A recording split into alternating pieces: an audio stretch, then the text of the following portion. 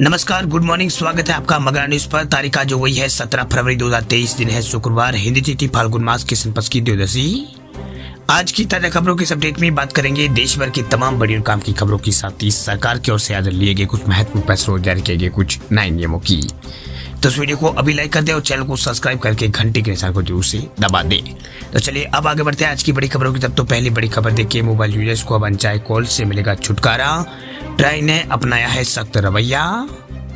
देश के mobile users को इस समय यहाँ पर अनचाहे कॉल्स का बहुत यहाँ पर सामना करना पड़ता है, यानी मोबाइल यूजर्स के लिए अनचाहे कॉल्स एक बड़ा सर है। वह यूजर्स वक्त बेवक्त कभी भी यहाँ पर अनचाहे कॉल्स का सामना यूजर्स को करना पड़ता है, लेकिन अब देश के नागरिकों को अनचाहे कॉल्स से छुटकारा जो है वो मिल सकता है। दरअसल सरकार ने दिशा में कठोर कदम उठाने का निर्णय लिया है। दरअसल अनचाहे कॉल्स पर telecom regulatory authority of India जो है ट्राई, उसने सख्त रवैया अपना लिया है। दरअसल टेलीकॉम रेगुलेटर ने इस संबंध में टेलीकॉम कंपनियों को निर्देश जारी किया है। वह टेलीकॉम रेगुलेटर ने कंपनियों से कहा है कि वह अनचाहे कॉल्स को तुरंत रोकने के लिए सख्त कदम उठाने की तैयारी करें। वही सरकार टेलीमार्केटिंग कंपनियों पर सख्ती करने का मन बन रही है। वही लोगों को आ रहे अनचाहे कॉल्स को लेकर टेली मार्केटिंग कंपनियों पर कठोर रवैया अपनाया जा सकता है। दरअसल ट्राई ने टेलीकॉम कंपनियों को निर्देश दिया है कि वे कंपनी द्वारा अनचाहे कॉल्स किए जाने के खिलाफ उनके कदम यहाँ पर कॉल्स किए जाने पर उनके खिलाफ यहाँ पर कदम जो है उठाए। बात करते हैं अगली खबर की। तो महंगे नहीं मिलेगा गेहूं और आटा, कीमतों के लिए सरकार ने उठाया है बड़ा कदम। होली के बाद अप्रैल के पहले हफ्ते में गेहूं की आवक जो है देश के अंदर अब शुरू हो जाएगी। इससे पहले गेहूं और आटे की कीमत में देश के अंदर आग लगी हुई है, यानी महंगा हुआ है। लेकिन अब आटे की कीमत पर लगाम लगाने के लिए भारत सरकार ने गेहूं की ई नीलामी करने का फैसला किया है। दरअसल मोदी सरकार के अनुसार गेहूं और आटे की बढ़ती कीमतों को काबू करने के लिए सरकार ई नीलामी मार्च 2023 के दूसरे हफ्ते के दौरान यहाँ पर करेगी। इस दौरान हर बुधवार को यहाँ पर की जाएगी। वह इस बीच यहाँ पर भारतीय खाद्य निगम जो है एफसीआई, उसने 15 फरवरी 2023 को दूसरी नीलामी की थी। उसमें 1060 से अधिक बोलीकर्ताओं ने हिस्सा लिया और 3.85 एलएमटी गेहूं का जो बिक्री है वो यहाँ पर की गई है। वही निगम ने यहाँ पर 15.25 एमएलटी गेहूं का भंडारण की नीलामी की पेशकश की थी। वही उपभोक्ता कार्य और खाद्य सार्वजनिक वितरण मंत्रालय की दूसरी नीलामी है, उसमें यहाँ पर 100 से 400 एमटीए की मात्रा में अधिकतम यहाँ पर मांग की, जिसके बाद 500 से 1000 एमटीए जो एमटी मात्रा की मांग है वो दूसरे नंबर पर यहाँ पर रही है। वही नीलामी से अब जो आटा है उसकी कीमत में गिरावट आने के आसार जताए गए हैं। आने वाले दिनों में आम आदमी को राहत मिल सकती है। बात करते हैं अगली खबर की। तो राजस्थान के मुख्यमंत्री अशोक गहलोत ने किया है बड़ा ऐलान। राजस्थान सरकार 1 साल में 1 लाख युवाओं को राजस्थान में देगी रोजगार। राजस्थान में इस साल यहाँ पर राजस्थान के अंदर जो है विधानसभा चुनाव होने हैं। इससे पहले यहाँ पर मुख्यमंत्री अशोक गहलोत ने जनता को लुभाने के लिए कोई जो कसर है वो मुख्यमंत्री अशोक गहलोत नहीं छोड़ना चाहता। यही वजह है कि कल गुरुवार को विधानसभा में अशोक गहलोत ने एक कदम और आगे बढ़ाने का ऐलान किया। दरअसल गहलोत ने कहा कि साल राजस्थान सरकार 1 लाख सरकारी पदों पर भर्ती जो है वो राजस्थान की गहलोत सरकार करेगी। वही मुख्यमंत्री अशोक गहलोत ने कहा कि उनकी सरकार आगामी वित्त वर्ष में 1 लाख भर्तियां जो है वो करेगी। वही गहलोत ने राज्य विधानसभा में वित्त वर्ष 2023-24 का बजट के ऊपर हुई चर्चा का जवाब देते हुए घोषणा की। वही गहलोत ने कहा कि 10 फरवरी को बजट पेश करते हुए मैंने वर्तमान परीक्षाधीन नियुक्तियों के अतिरिक्त आगामी वित्त वर्ष के लिए भी रिक्त होने वाले पदों पर भर्तियां सुनिश्चित करने की घोषणा की थी। इसी क्रम में अब आगामी वर्ष 1 लाख भर्तियां और कराने की घोषणा करता हूँ। वही उन्होंने अपने जवाब में गहलोत ने राज्य सरकार के वित्तीय प्रबंधन को बहुत शानदार बताते हुए कहा कि हमने प्रदेशवासियों को शानदार बजट दिया। वही बजट में भर्तियों की यहाँ पर जो घोषणा की गई उसमें शिक्षा विभाग में 21,531 पद और 30,000 पदों पर सफाई कर्मचारियों की भर्ती होगी। 50,000 युवाओं को वार्ड स्तर पर रोजगार और एग्रीकल्चर में ग्रेजुएट 1,000 युवाओं को यहाँ पर कृषक मित्रों के पद में यहाँ पर भर्ती होगी। इसके अलावा 500 पशुधन सहायकों की भर्ती भी राजस्थान के अंदर होगी। बात करते हैं अगली खबर की। तो एक झटके में 7 रुपए प्रति लीटर सस्ता हो जाएगा पेट्रोल डीजल, सरकार कर सकती है बड़ा ऐलान। देश में पेट्रोल डीजल की ऊंची कीमतों से आम जनता चिंतित है, मगर आगामी दिनों के अंदर लोगों को बड़ी राहत मिल सकती है। ऐसा इसलिए क्योंकि केंद्र सरकार मक्के और तेल पर टैक्स को कम कर सकती है। यदि सरकार ऐसा करती है तो इससे पेट्रोल डीजल के भाव में गिरावट आएगी।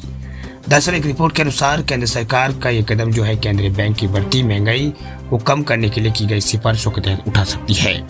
पर रिपोर्ट्स के अनुसार इस पर आधार जो आखिरी फैसला जो है फरवरी महीने के लिए सीपीआई आधारित महंगाई के आंकड़े आने के बाद ही लिया जाएगा। वही आईएफएल के उपाध्यक्ष की ओर से यहाँ पर कहा गया है कि सरकार एक्साइज ड्यूटी में 7 रुपए से लेकर 10 रुपए तक घटा सकती है। इसके बाद पेट्रोल डीजल के भाव 5 से 7 रुपए प्रति लीटर कम हो सकते हैं।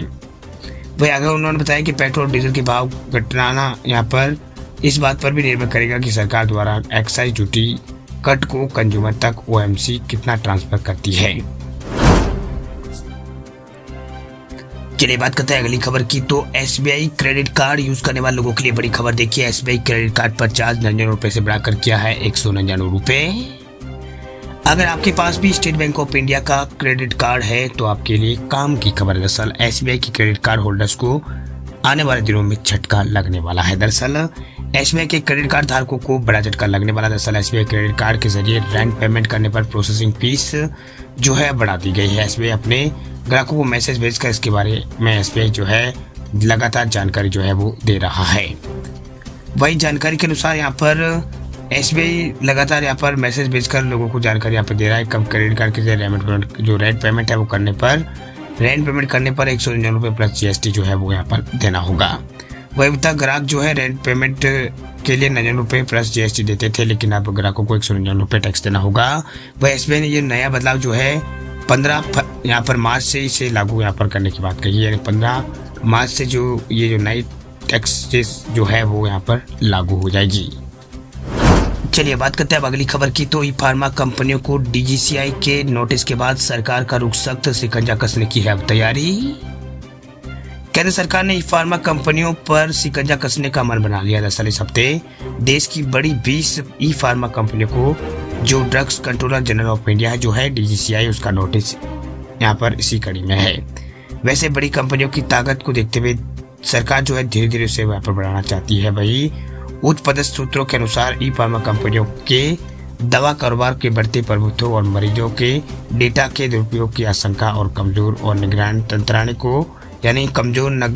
तंत्र को यहाँ पर सरकार भविष्य में बड़े खतरे के रूप में देख रही है। इससे निपटने के लिए सरकार की ओर से कदम उठाए जा रहे हैं। दरअसल सरकार के एक वरिष्ठ अधिकारी ने कहा है कि ई फार्मा का पूरा बिजनेस बंद होना चाहिए क्योंकि यह ड्रग्स एंड कॉस्मेटिक एक्ट के नियमों के खिलाफ काम कर रहा है। इस एक्ट का हवाला देते हुए पिछले हफ्ते डीसीजीआई ने ई फार्मा कंपनियों को नोटिस जारी कर 2 दिन के भीतर जवाब देने को कहा था। वही सूत्रों के अनुसार ई फार्मा कंपनियां उन दवाओं को बेच रही है जिन्हें अनिवार्य रूप से सिर्फ डॉक्टर के प्रिकॉशन पर ही पंजीकृत फार्मासिस्ट द्वारा बेचा जा सकता है। चलिए बात करते हैं अगली खबर की। तो दुनिया भर में भारतीय यूपीआई की धाक, अंग्रेज भी परचून की दुकान पर करेंगे पेमेंट। हर साल लाखों की संख्या में भारत घूमने आने वाले विदेशी पर्यटकों को अब देश में यूपीआई के जरिए पेमेंट करने की सुविधा मिल सकेगी, क्योंकि आरबीआई जो है भारतीय रिजर्व बैंक उसने विदेशी पर्यटकों के लिए भी यूपीआई के माध्यम से भारत में मर्चेंट पेमेंट करने की यानी मर्चेंट भुगतान करने की अनुमति देने का प्रस्ताव दिया है। वही विशेषज्ञों का मानना है कि भारत में यूपीआई वैश्विक स्तर पर बड़ा सफल इलेक्ट्रॉनिक भुगतान प्रणाली में से एक है। वही G20 देशों के नागरिकों के लिए इसकी सेवाओं का विस्तार भविष्य में सहयोग के लिए उन देशों के साथ भारत के संबंधों को बढ़ावा देगा। दरअसल राष्ट्रीय रंगीन और बैंकिंग और पेमेंट्स और इसके अलावा भारत और फिलीपींस ने यहाँ पर कहा है कि ये भारत में डिजिटल भुगतान के उपयोग को बढ़ावा देने के साथ साथ पेमेंट अनुभव को बेहतर बनाने की दिशा में एक बढ़िया कदम है। यानी भारत के बारे में फिलीपींस ने इस बारे में यहाँ पर कहा था। बात करते हैं अगली खबर की। तो सुकन्या समृद्धि योजना को लेकर बड़ी खुशखबरी। देखिए, खुद पीएम ने ट्वीट करके दी है जानकारी। सुकन्या समृद्धि योजना को लेकर केंद्र सरकार की तरफ से बड़ी जानकारी दी गई है। अगर आपने भी इस योजना में पैसा लगा रखा है तो आप अपनी बेटी के लिए अकाउंट ओपन कराने यहाँ पर जा रहे हैं तो ये खबर आपके लिए अच्छी खबर है। बता दें आपको कि इन दिनों यहाँ पर सुकन्या समृद्धि योजना को लेकर लोगों में काफी क्रेज देखने को मिल रहा है। इस योजना के जरिए आप बच्चों की पढ़ाई से लेकर शादी तक सब कुछ निपटा सकते हैं। इस फंड का इस्तेमाल कहीं भी आप कर सकते हैं। दरअसल केंद्र सरकार ने जानकारी देते हुए बताया कि इस योजना में अब तक करीब 3 करोड़ खाते खोले जा चुके हैं और पिछले हफ्ते 2 दिन के अंदर करीब 10 लाख से ज्यादा अकाउंट्स ओपन किए गए हैं। वहीं इन दिनों यहाँ पर लोगों में इस स्कीम को लेकर काफी जो क्रेज है वो देखने को मिल रहा है। वहीं प्रधानमंत्री नरेंद्र मोदी ने भी यहाँ पर 2 दिनों में 10 लाख से ज्यादा सुकन्या समृद्धि खाता खोले जाने पर भारतीय डाक को बधाई यहाँ पर दी है। उन्होंने कहा है कि इससे देश की बेटियों के भविष्य को सुरक्षित करने और उन्हें सशक्त बनाने में सहयोग मिलेगा। वही पीएम मोदी ने लिखा कि इस बड़ी उपलब्धि के लिए इंडिया पोस्ट को बहुत बहुत बधाई। ये प्रोसेस देश की बेटियों के भविष्य को सुरक्षित करने साथ ही उन्हें यहाँ पर सशक्त जो है यहाँ पर बनाएगा। बात आपको बता दें कि यहाँ पर केंद्र सरकार ने इस योजना की शुरुआत जो है साल 2015 में की थी और अब तक देश में करीब 2,73,00,000 अकाउंट ओपन किए जा चुके हैं। सरकारी आंकड़ों के मुताबिक इस योजना में हर साल करीब 33 लाख लोग जो है खाते खोल रहे हैं। तो पशुपालकों के लिए खुशखबरी देखिए, पशुपालकों के लिए मोबाइल वैन शुरू करने जा रही है सरकार। घर बैठे होगा पशुओं का इलाज। हरियाणा सरकार जल्दी पशुपालकों के लिए मोबाइल वैन सुविधा जो है शुरू करने जा रही है, जिसके माध्यम से पशुपालकों को पशु बीमार होने पर एम्बुलेंस जो है घर आकर पशुओं का इलाज करेगी। इसके लिए जल्दी एक टोल फ्री नंबर भी जारी किया जाएगा। वैसे के साथ मंत्री जेपी दलाल ने बताया है कि किसानों को प्राकृतिक खेती को अपनाने के लिए आगे जो भी है सरकार की ओर से किया गया है। बात करते हैं अगली खबर की, तो होली पर घर जाने वाले लोगों के लिए खुशखबरी देखिए, रेलवे चला रहा है स्पेशल ट्रेन। होली पर अगर आप भी घर जाने का विचार कर रहे हैं तो रेलवे की ओर से 9 स्पेशल ट्रेन जो है चलाई गई है। दरअसल ये जो ट्रेन है बिहार राज्य के लिए चलाई गई है। दरअसल होली का त्योहार पर अगर घर जाते हैं आपकी सुविधा के लिए भारतीय रेलवे ने 9 स्पेशल ट्रेन चलाई है, जिससे आपको भीड़ भाड़ का सामना ना करना पड़े। अगर आपको भी रेगुलर ट्रेन में टिकट नहीं मिले तो होली स्पेशल ट्रेन में सीट बुक आप करा सकते हैं। वही पहले आपको ये जानना चाहिए कि ट्रेन कहाँ से कौन से इलाके से गुजर रही है, क्योंकि रेलवे के अलग अलग जोन के लिए अलग अलग ट्रेनें जो है चलाई जा रही है। उनमें 9 ट्रेनों के अंदर जो बुकिंग जो है वो शुरू हो चुकी है। दरअसल ये जो 9 स्पेशल ट्रेन है उसमें आनंद विहार से मुजफ्फरपुर वाली जो ट्रेन है उसके लिए आप टिकट बुक करवा सकते हैं। इसके अलावा आनंद विहार सहरसा से डायरेक्ट ये जो ट्रेन है वो यहाँ पर बख्तियारपुर के स्टेशन पर जो है वो रुकेगी। इसके अलावा आनंद विहार से जयनगर जो स्पेशल ट्रेन है ये भी इसके ऊपर भी आप करवा सकते हैं, दिल्ली बुराना एक्सप्रेस।